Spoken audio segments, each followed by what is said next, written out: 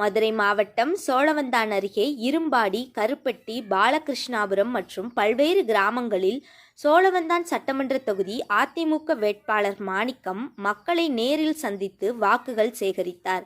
சோழவந்தான் தொகுதி அதிமுக வேட்பாளர் மாணிக்கம் பொதுமக்களை சந்தித்து வாக்குகள் சேகரிக்கும் போது என்டிஏ கூட்டணி கட்சி நிர்வாகிகள் உற்சாக வரவேற்பளித்தனர்.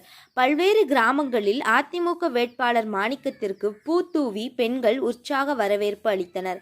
அதிமுக வேட்பாளர் மாணிக்கம் பேசிய போது பல்வேறு கிராமங்களில் அடிப்படை வசதி இல்லாத போது தனது அதிமுக ஆட்சியில் செய்து கொடுத்ததாகவும், திமுக ஆட்சியில் பெண்களுக்கு பாதுகாப்பு இல்லை, போதைப்பொருள் அதிகமாக நடமாடுகிறது, போதைப்பொருளை இளைஞர்கள் பயன்படுத்தி சீரழிகிறார்கள், இதெல்லாம் மாற்ற வேண்டும், என்டிஏ தலைமையில் ஆட்சியை தமிழகத்தில் மீண்டும் வர வேண்டும், அனைவரும் இரட்டை இலைக்கு வாக்களியுங்கள் என பொதுமக்களிடம் வாக்குகள் சேகரித்தார். வீதி வீதியாக சென்று பொதுமக்களை நேரில் சந்தித்து அதிமுக வேட்பாளர் மாணிக்கம் வாக்குகள் சேகரித்தார்.